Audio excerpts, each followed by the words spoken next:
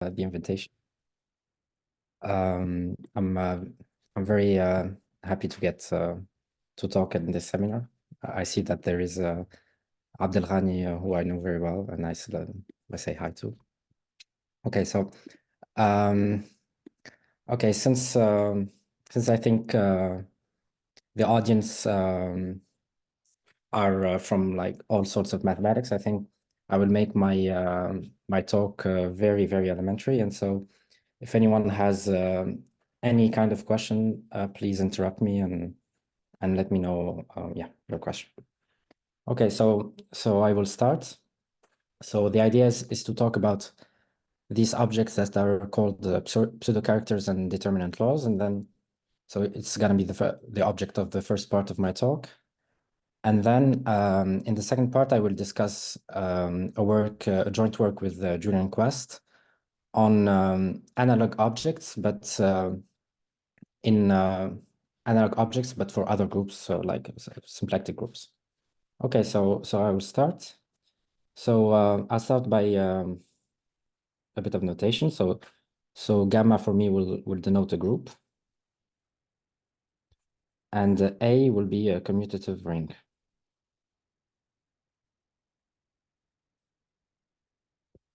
Okay, so we say, so what is like a representation of your group with coefficients in A? It's so representation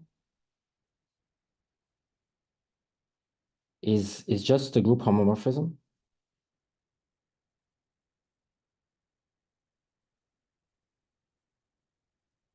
Which goes from gamma to GLD of A. And this means that our group gamma acts on D copies of A. So gamma will act on it by via rho, and the group homomorphism means that, so it will act on it by matrices, and it being a group homomorphism means that rho of gamma times gamma prime would be rho gamma times rho gamma prime. Okay, so this is a representation, and I do number theory. So representation theory is a huge part of mathematics in itself. But I'm a number theorist, and so like a particular example in number theory of representations are representations of the absolute Galois group. So number theory, the groups that we take are, for example, like the absolute Galois group of Q, and our representations will look something like the representations of the absolute Galois group to some coefficients, fields of coefficients that are either QP or some extensions of QP, or let's say QP bar, or even GLD of C, which we call Artin representations. Okay, so these are the representations that we want to study, and everything that I'm going to talk about stems or has its origin from the study of these type of objects. Okay, so sometimes we don't have access to these representations because actually they are quite difficult to construct. But we do have access to something that is maybe has less information, which is, for example, the trace of this representation. So an interesting invariant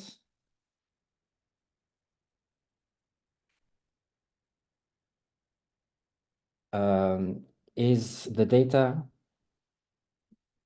of the trace of the representation.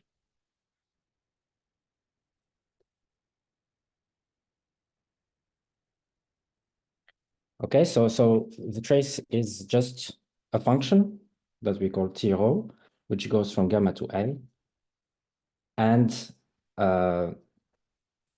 to each element of our group, we'll associate the trace of the matrix associated by this representation to gamma.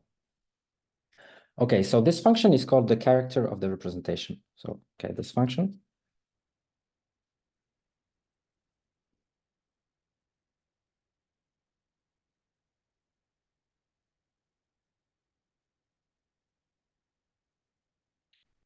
And and note that this invariant of representation is loses information, so it has like less information than the data of the representation itself. And how do we see this? It's, for example, like if we have another matrix in GLD of A, then we can construct a new representation, which is the conjugation by M. So this is still a representation from gamma to GLD of A, and it associates to gamma the matrix M rho of gamma times M minus 1. So this is conjugation.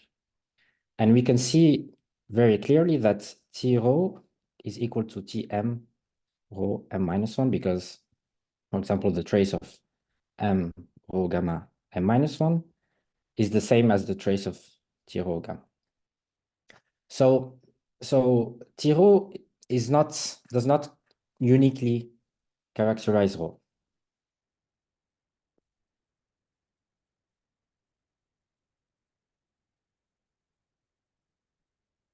But we can ask if it characterizes rho up to something, if it's what is the information that it retains, and the first and the first answer to this question is a theorem by Brouwer and Nesbitt.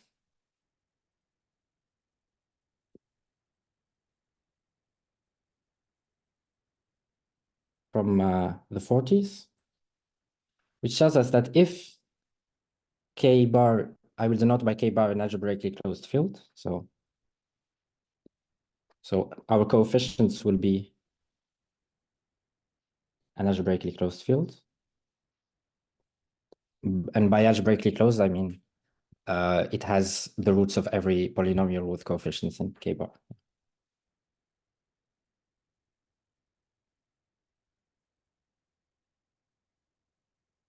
And we also need this hypothesis that d factorial is not zero in K bar, which means that the characteristic of K bar does not divide d factorial. Then what's the content of the theorem is that if T rho is equal to T rho prime, then this means that there exists M in GLD of K such that the semi-simplification of rho prime is isomorphic, is equal to, M times rho as the semi-simplification of rho times M minus 1. And for some rho and rho prime are representations from gamma to GLD of K bar. And what do I mean by semi-simplification? So just have a quick reminder from the theory of representation. So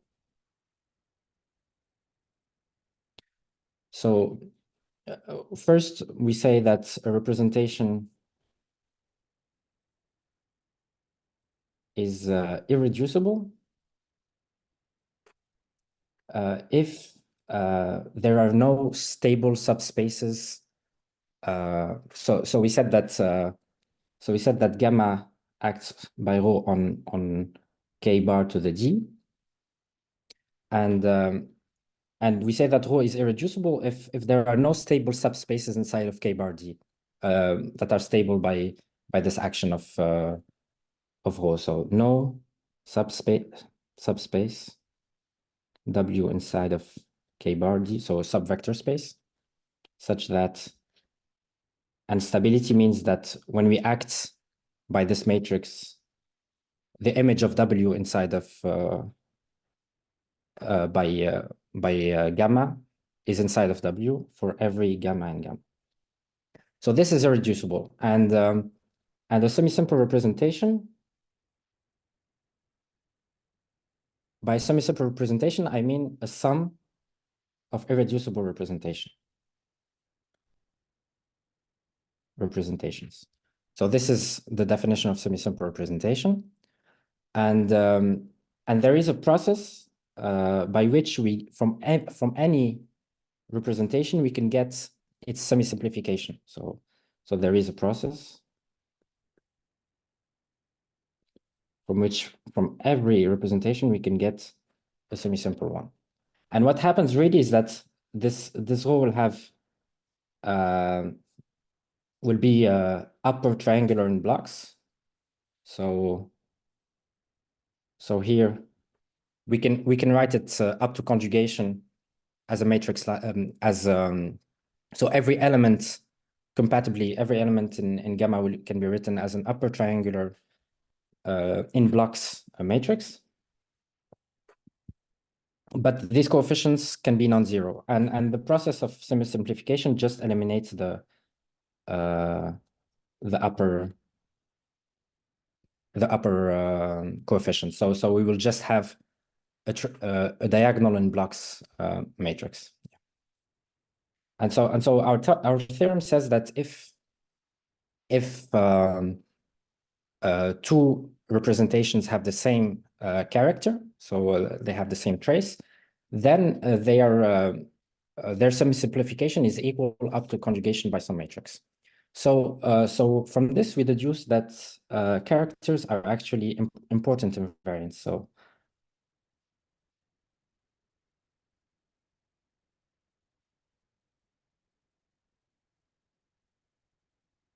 that's at least characterized in some way the representations.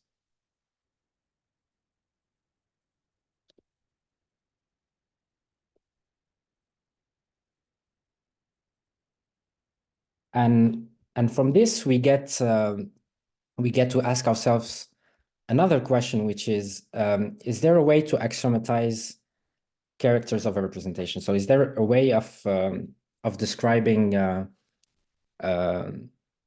in some sets of rules objects that look like characters of a representation? So the question is,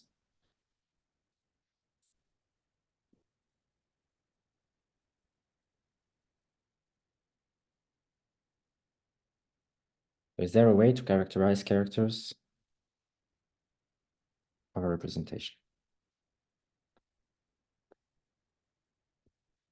And to answer this question, we need to look at the properties of characters of representations and try to see if the properties that we collect are enough to axiomatize these objects. So we look.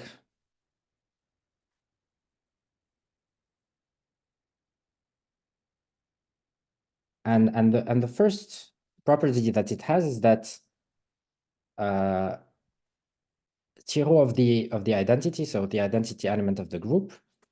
So the identity element will be sent to the identity matrix, and the trace of the identity matrix is equal to D, so the dimension of the representation. And the second thing is that so we know that trace of A times B is equal to trace of B times A. So this means that T-rho of gamma prime is equal to T-rho of gamma prime times gamma. And so this is what we call like a central function. And the third identity is an identity that was discovered by Frobenius in the 19th century. So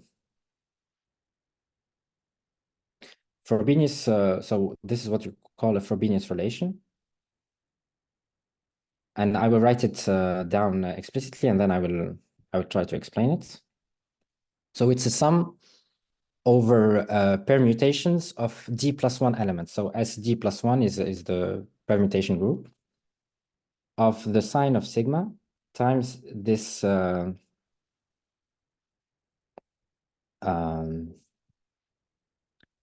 so this quantity that I will explain. And so this is true for all gamma 1, gamma D plus 1 inside of gamma. And here, I will try to explain this quantity. So here, we know that every permutation can be written as the product of cycles. So if we write sigma as a product of cycles, so I will write them C1, Cn, then then T sigma of rho of gamma 1, gamma d plus 1 is the product over these cycles, so product over these CIs, and the notations for cycles is these tuples, so A1 up to AK, for example, and which means that a cycle will send A1 to A2, A2 to A3, up to AK, and then we'll send AK to A1, okay? And so once we have these products of cycles, for a given cycle, we consider this element, which is the trace of gamma A1 times gamma AK. And note that since the trace of A times B is equal to trace of B times A, this product is well defined, okay? Or at least like this quantity is well defined. Okay, this looks a bit technical, but I will try to give an example. So for d equals 2, what happens? For example, we can consider this this permutation just to illustrate what this product means. So sigma is going to be 1 to 3. We will send 1 to 2, 2 to 1, and 3 will be sent to itself. And so we can write this permutation as a product of two cycles. The first cycle sends 1 to 2 and 2 to 1, and the second cycle just leaves 3 unchanged. Okay, so here, what we mean by T rho of sigma of gamma 1, gamma 2, gamma 3 is just the trace of rho gamma 1, gamma 2 times the trace of rho of gamma 3. Okay. Is there any question? Are there any questions so far? Okay. So where the question is, where does this relation come from actually? So the question is,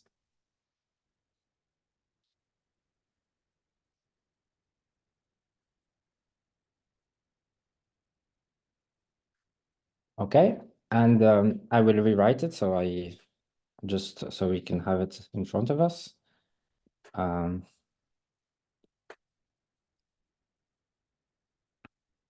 Okay, so I claim that this quantity is the coefficient in front of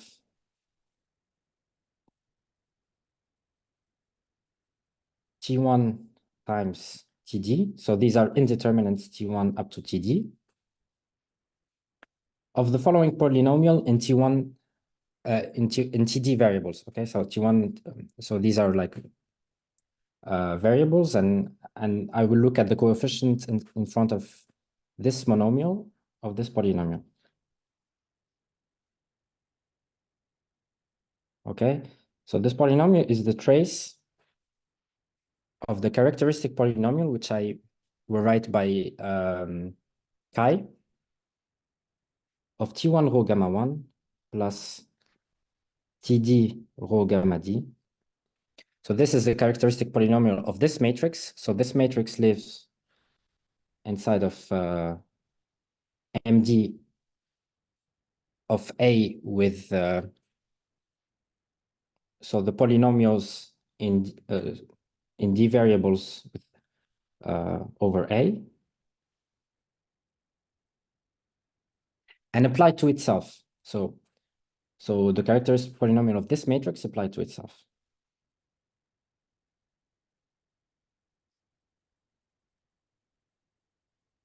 Times gamma D plus 1. And now we see, okay, so let me just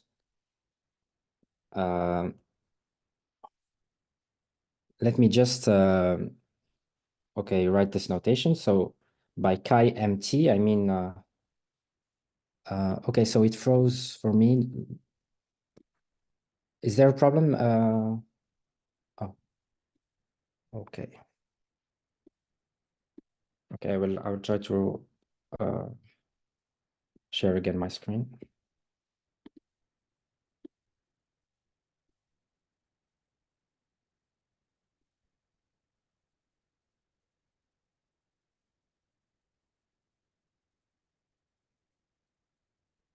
Okay.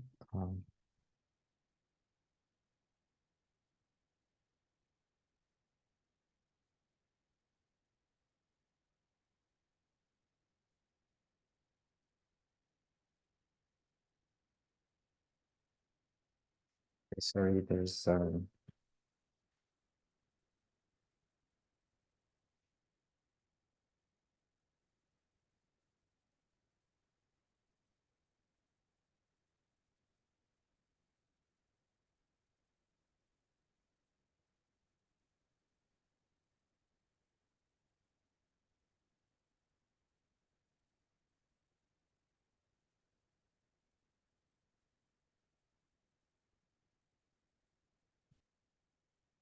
I think it's gonna be good now.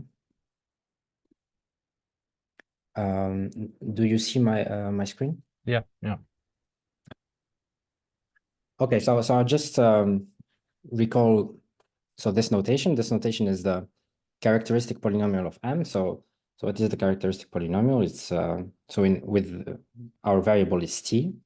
So it's the determinant of t times the identity. T times the identity minus our matrix, right? And so this is the characteristic polynomial. And we will write it in a way that involves only the trace, right? Because we can write, so we can expand on this characteristic polynomial. We find that the first coefficient is, of course, t to the power d. The second one is minus the trace times td minus 1, right? And the third one, we can write it as the trace of m squared minus the trace of m squared. So here, yeah, the square is not in the same place. Here it's the trace of m, all of the trace of m squared minus, okay, over 2 times td minus 1, etc. until we get, so to minus 1 to power d, det of m. And here, det of m, we will express it also in the trace. And the way we do it, so like we do here, so express.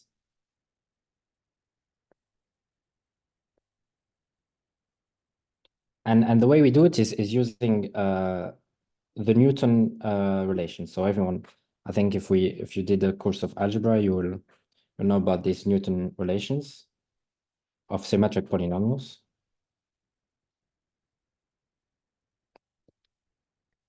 Okay.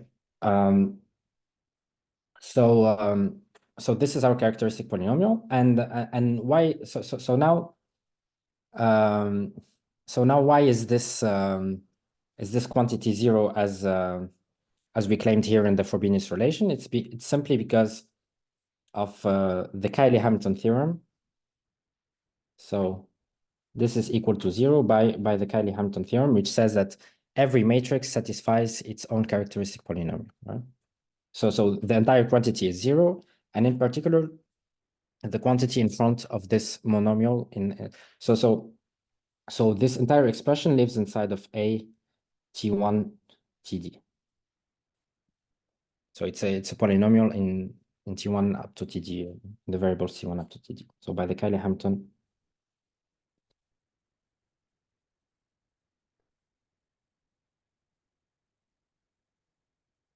Okay, so the Cayley-Hamilton theorem, I remind you that it says that okay, so M satisfies its own characteristic polynomial. And I really insist on this because like it's in the core of everything that's going to that I'm going to talk about later. And in fact, I will even do a calculation which might be too much, but we at least we will try. So we will try in the simplest case, which is for d equals 2. And in this case, so the characteristic polynomial is, so I don't know how I used my notation. Yeah. Okay. So the characteristic polynomial of a 2 by 2 matrix, sorry, 2 by 2 matrix is t squared minus the trace of m times t plus the same expression that we saw before, tm squared minus tm squared over 2. So this is actually the determinant of m. Okay. And so what we want to calculate is the term in front of t1 times t2 of the trace of the characteristic polynomial of t1 rho 1, sorry, rho gamma 1 plus t2 rho gamma 2 applied to the same matrix, so t1 rho gamma 1 plus t2 rho gamma 2, and then we multiply by rho gamma 3. Okay, so let's do it term by term. So here, the first term is going to give us the trace of t1 rho gamma 1 plus t2 rho gamma 2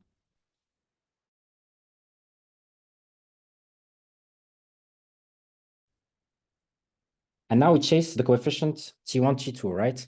But the coefficient t1 t2 will be found when we have 2 AB, so 2 times this times this.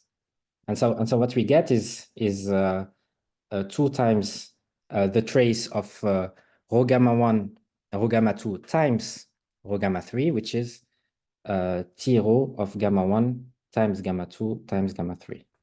And I claim that this quantity is equal to t rho of these two permutations, so t1 t3 2 gamma 1 gamma 2 gamma 3 plus t rho 1 2 3 gamma 1 gamma 2 gamma 3. Okay, and now we look at this coefficient, which will give us a minus the trace of the trace of this matrix times this matrix, right? So it will give us t rho gamma 1 plus t2 t rho gamma 2, everything times t1 rho gamma 1 plus t2 rho gamma 2, and of course times rho gamma 3.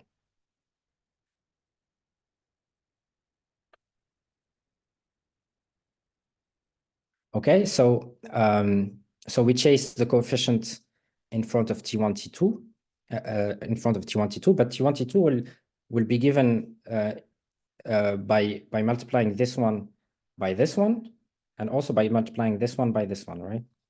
And so what we get is equal to minus t rho of gamma 1 times t rho of gamma 2 gamma 3 minus t rho of gamma 2 times t rho of gamma 1 gamma 3. And these are exactly, if we look closely, these are exactly the ones, the terms associated to the permutation 1 and 2 3 of gamma 1 gamma 2 gamma 3, and 2 1 3 associated okay, so to gamma 1 gamma 2 gamma 3. Okay, so let me just okay, we have this, and now we look at these. So this one is just the trace of 1/2 of the trace of this matrix squared. So it's gonna be t1 t rho gamma 1 plus t2 t rho gamma 2 squared. So the trace of the matrix. So our matrix, remember, so this is our matrix M, and squared times rho gamma 3, right? And we chase the we chase the 2 by 2, so T1, T2 coefficient, and we're gonna find that it's T rho gamma 1, T rho gamma 2, and T rho gamma 3. And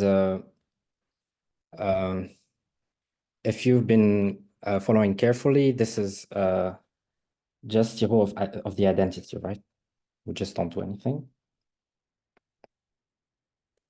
And now what remains is the last term. And so the last term is minus the trace of 1/2 of the trace of the matrix squared. So T1 rho 1 plus T2 rho 2 squared times rho of gamma 3. Sorry, rho gamma 1.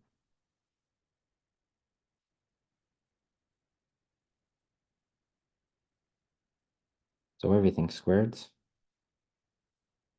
Yeah. Okay, and if we chase the T1, T2 coefficient, it will be, of course, in the product. So, but it's going to be canceled out by this 1/2, and so what we get is the trace of gamma 1 times gamma 2 times the trace of gamma 3, and this is minus T rho of 2, 1, 3, gamma 1, gamma 2, gamma 3, and we can. So we can chase carefully. We can verify carefully if. Oh, okay, it happened again. Sorry about this. I don't know what's the problem with this.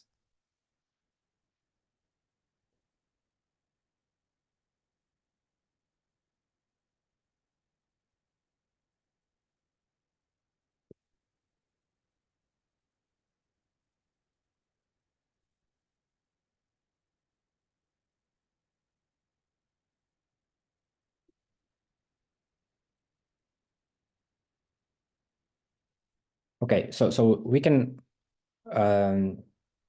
look carefully if we got all the permutations here, all the terms associated to every permutation, or we can just count, right? So we know that S3 has 6 elements, so 3 factorial, but here we have, okay, 1, 2, and here we have 3, 4, 5, and then the last term will give us the 6th term. So I think we are all good, and this is at least in D equals 2.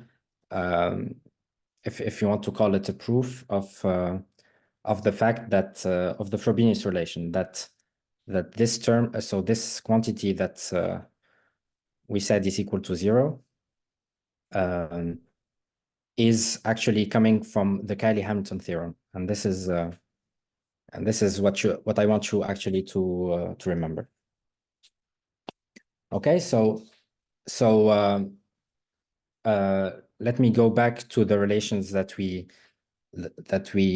so the properties that we found of the trace of a representation, and then having found all these relations, we can make an abstract definition, and this is what we call a pseudo character. So definition.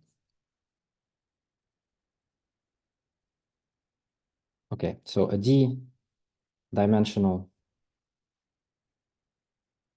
pseudo character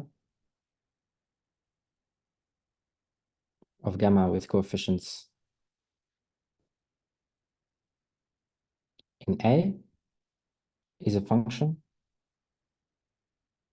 So it's just a function from gamma to A that satisfies the relations that we just found. So I'll just do a copy and paste.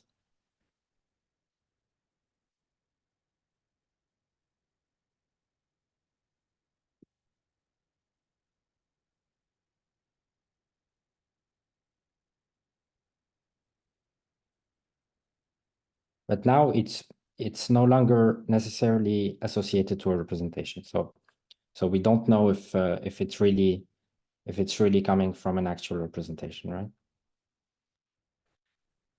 Okay. And we can ask ourselves actually another question. So how but how do we know that this is enough, that all these relations are enough, right? That this is the relevant definition.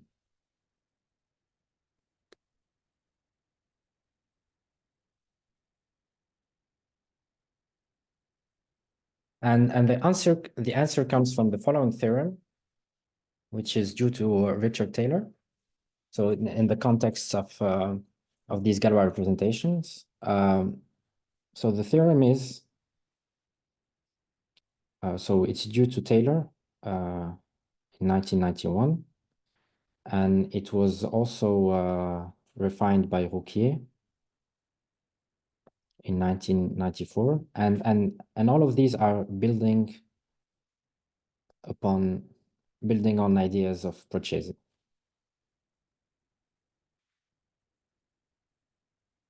That go back to the 70s and 80s. Okay, so the theorem says that, so we are in the same context as the Broward-Nesbitt theorem. So we work with an algebraically closed field. So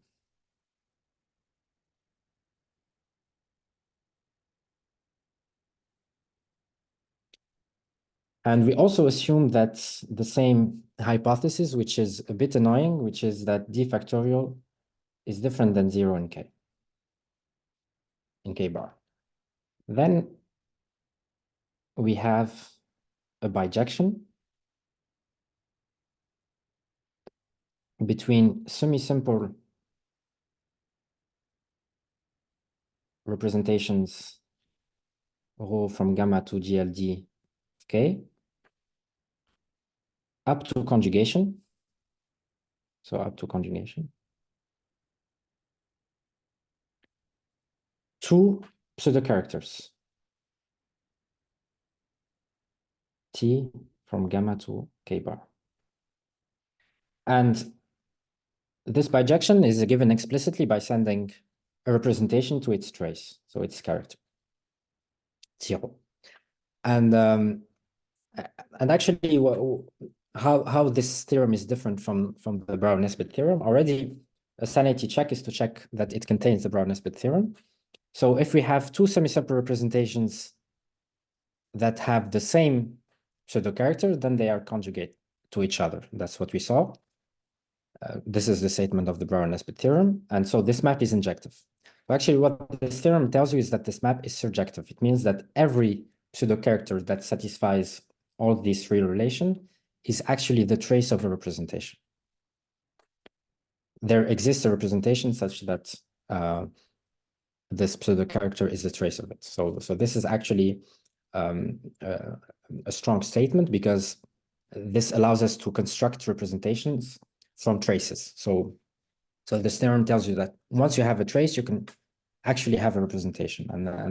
And this is how, for example, Taylor defines representations associated to some objects that are called automorphic forms. Okay. D here is fixed, or? D here is fixed.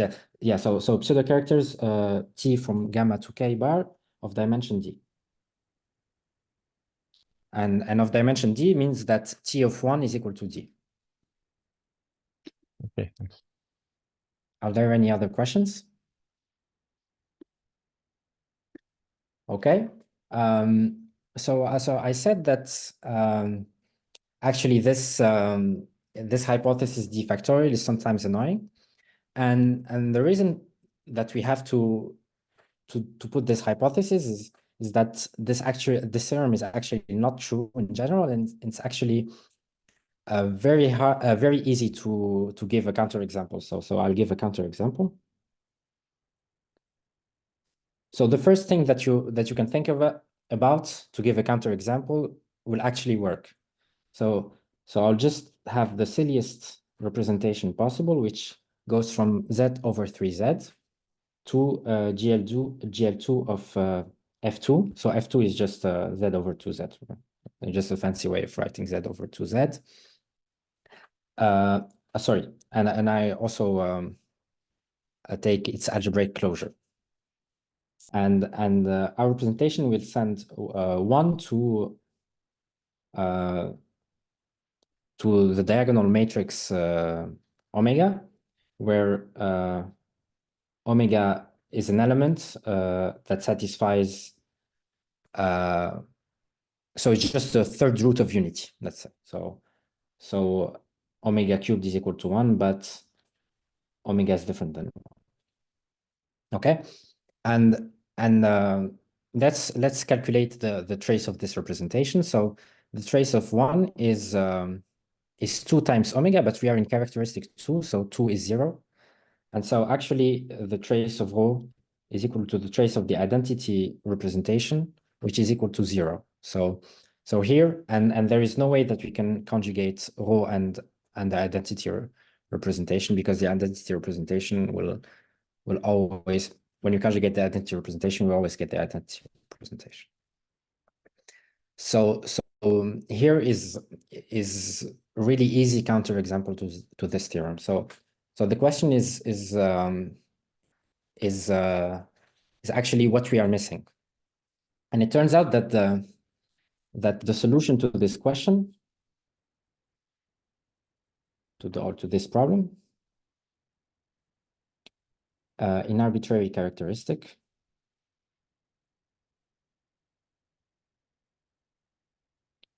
is to consider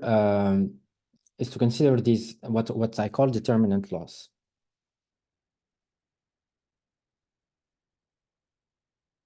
And the idea is actually very simple. It's that the trace alone will not suffice. It's no longer, the trace alone of a representation no longer suffices to characterize the representation like we saw. So the trace alone is no longer enough.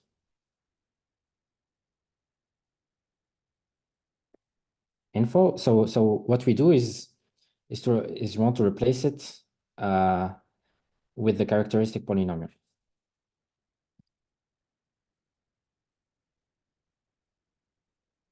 And like we saw that the characteristic polynomial, so the characteristic polynomial is really is really a determinant. So we want an object that looks like the determinant, and we see if it actually gives us characteristic polynomials. And these objects are what I call polynomial laws.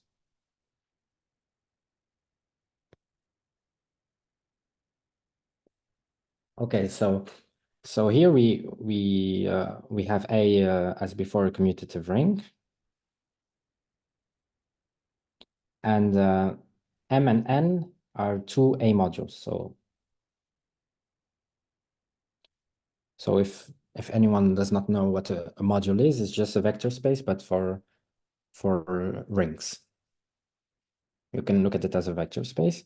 And so we also have these objects that are commutative A algebras. So this is a category of commutative A algebras.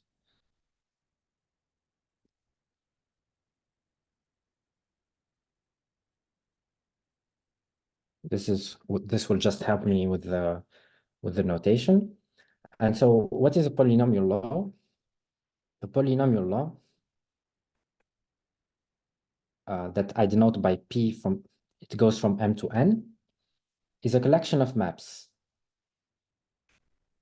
indexed by commutative A algebras. So PB so M tensor B over A to N tensor B over A for every commutative A algebra B. And I insist that there is actually no structure in this map. So this is not a map of A modules. So this is just set theoretic maps. They are just maps from as sets. Okay, and but there's also some kind of compatibility. So such that for all B and B prime commutative A algebras with phi amorphism of A algebras from B to B prime, A linear, so there is a diagram that commutes. The following diagram.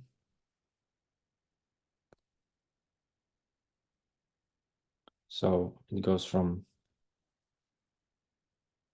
m tensor A, B, so to m tensor A, n tensor A, B, right? And we have the same thing for B prime. So this is P, B prime. And we want that, so that there are natural maps from M to n tensor B to M tensor B prime, which is just giving, so on the M part, we do nothing. And on the B part, we apply phi, and this is the same thing. And we want that this diagram commutes. Okay, so this is just what a polynomial law is. So I recap. A polynomial law is just a collection of maps indexed by commutative A algebras, and such that there is some sort of compatibility between these maps. So they are not that arbitrary. And we say, so we can put adjectives in front of polynomial law to qualify some properties of them. And for example, we say that P is homogeneous of degree D if for every commutative A algebra B, PB of B times M is equal to B to the power G times PB of M. And for example, if we have R and S true A algebras and not necessarily commutative,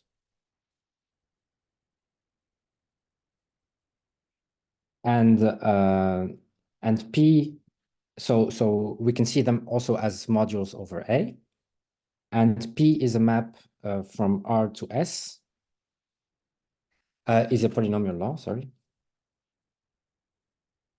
We say that P is multiplicative if PB of X times Y is equal to PB of X times PB of Y. And this is for every B commutative A algebra and every X and Y in R times A times B over A. Okay, so these properties really are reminiscent of what the determinant does, right? And so the determinant is multiplicative and it is homogeneous of degree D. So the determinant of lambda times a matrix is lambda to the power D times our matrix.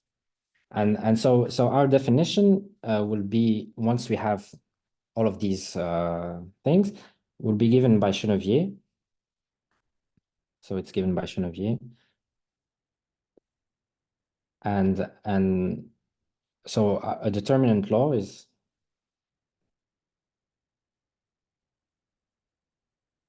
from D from R to A of degree D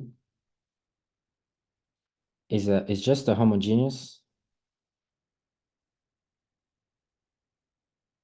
polynomial law, homogeneous and multiplicative,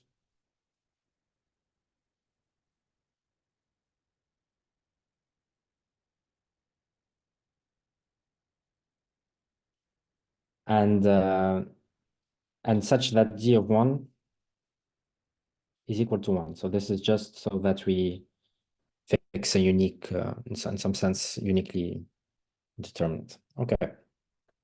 So our first example is of course, like I just remarked, it's the determinant of the matrix. So if MD of A is so the matrices can be seen as an algebra over A, and the determinant is really a determinant law. And why is this already a polynomial law? Because we can define for every B in a commutative algebra, we can define that B, which is just, so our algebra tensor B over A is just MD of B. And we can send it to A tensor over AB, which is just B, and we can just do the determinant, right? And we can check that the compatibilities that we require are easily verified. Because actually a polynomial law is in some sense like the name suggests, if M and N are just for example n copies of the, so here n copies of A and k copies of A, a polynomial law would just will just be a function that has polynomial functions in each coefficient, so in some sense. And we know that it is true for determinants. Yeah. Okay, so to go back to representations, if gamma is a group, actually we can define an algebra associated to a group, which we call a group algebra. So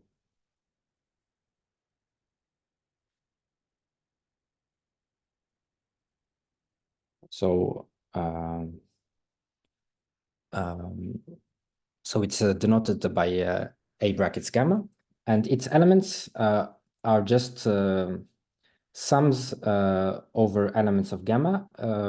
So actually just formal sums of an element in A and an element in gamma, and the multiplication in this algebra will just be the intuitive one, which is given by the multiplication in the group, right? So B gamma prime times gamma prime, and this will just be the sum over gamma and gamma prime of A gamma times B gamma gamma prime of in front of gamma times gamma prime, and this is the multiplication in gamma, right? And actually a representation of a group to a representation of group with coefficients in A is equivalent to the data of a representation of our algebra, of our group algebra, to the matrices. And so just a representation of an algebra is just an A. Okay, so it's just is an A algebra homomorphism.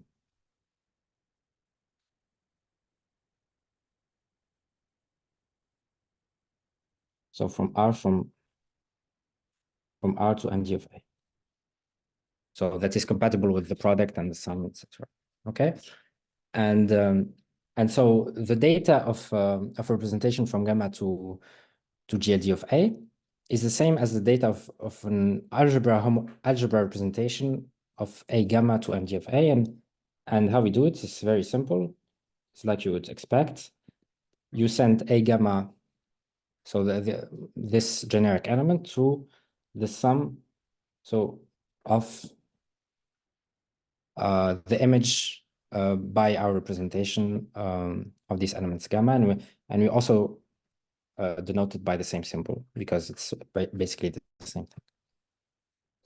Okay, so representation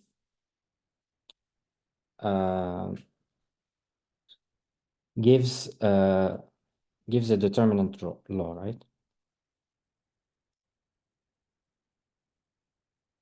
Which we denote d rho, and basically it is given by first applying rho to be inside of the matrices, and then applying the determinant, which we just saw is a determinant law.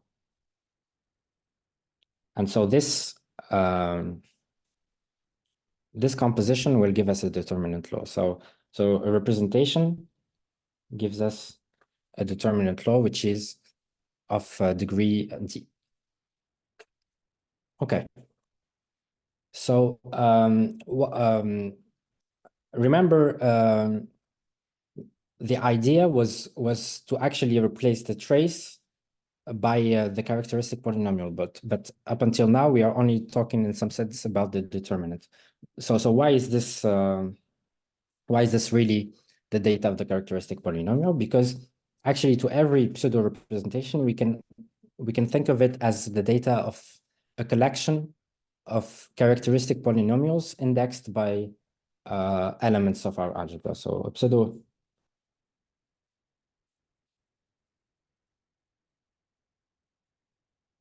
D from an algebra to A can be thought of as a collection of characteristic polynomials. And how so? Because for every A algebra B and elements inside of R, we can apply, so we can do the following construction. So dbt we said is a function from R tensor over bt, which is the same thing as R tensor AB, the polynomials in R tensor AB, and it goes to the polynomials with coefficients in B. And so what we can do, we can apply this map to the polynomial T minus R, and this is what we call the characteristic polynomial of R.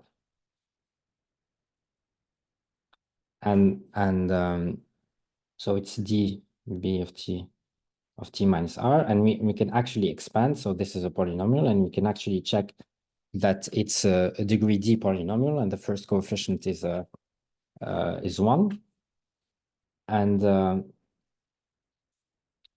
And so when we expand it, we get something, a coefficient that is a function of R, and etc. And the last coefficient will be, of course, D of R itself. And in fact, the functions lambda I from R to A determine D uniquely. What does this mean is that if we have two determinant laws that have the same characteristic polynomial, then they are the same. So it's actually, D is actually the data of characteristic polynomials that have extra compatibilities and extra relations. And just remark that if we just keep, so in the usual characteristic polynomial, this will be the trace, right? And so if we just keep track of this function, so if you just keep track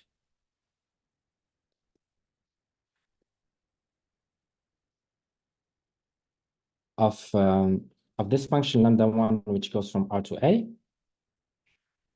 and also if we have this extra hypothesis that we used to carry around, is that if D factorial is invertible in A, then we get back Taylor's definition. Then this is actually a pseudo character.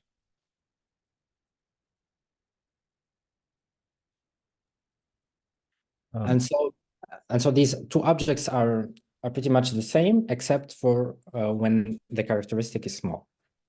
And so Chenevier had the same theorem as Taylor, so which is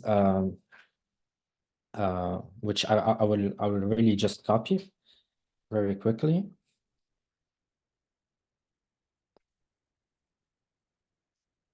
So just so you see the difference between the two theorems.